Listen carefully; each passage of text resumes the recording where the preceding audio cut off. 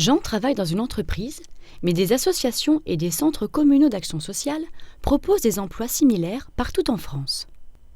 Les prestations de livraison de repas, destinées à tous les particuliers, peuvent être financées en partie par les aides sociales, allocations personnalisées d'autonomie, prestations de compensation du handicap, aides des mutuelles et des caisses de retraite.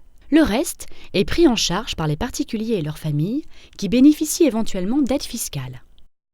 Pas besoin de demander le menu ou de préparer à manger, Jean s'occupe de tout. Il est livreur de repas à domicile.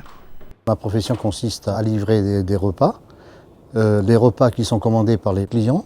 Et ensuite, en fonction de ce qu'ils ont commandé, je procède au conditionnement, à l'ensachage, à l'étiquetage, au chargement et ensuite à la livraison.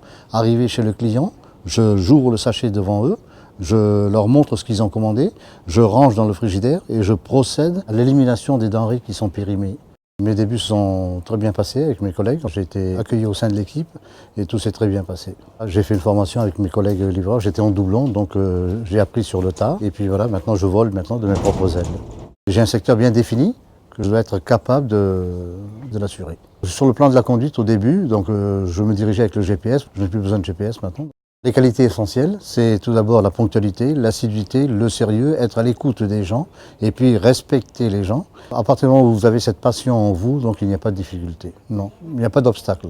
Moi, ce qui me plaît le plus dans ce métier, c'est le goût du relationnel, l'esprit d'équipe et de camaraderie, et puis bien sûr, accomplir une mission que l'on m'attribue. C'est un métier qui est en pleine révolution, dans lequel il y a beaucoup d'opportunités qui se développent, mais qui nécessitent des acteurs qui soient des vrais professionnels, des gens qui soient très motivés, qui aient envie de faire ce métier. Le profil type d'un candidat pour faire de la livraison de repas à domicile, ce n'est pas un diplôme. Ce sont des gens qui sont au confluent du commercial, du social et de la logistique.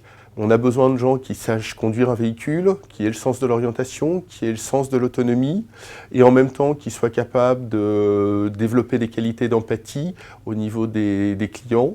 Les personnes qui auront le plus de motivation et d'intérêt pour leur métier pourront déboucher sur des postes de coordination et d'encadrement logistique.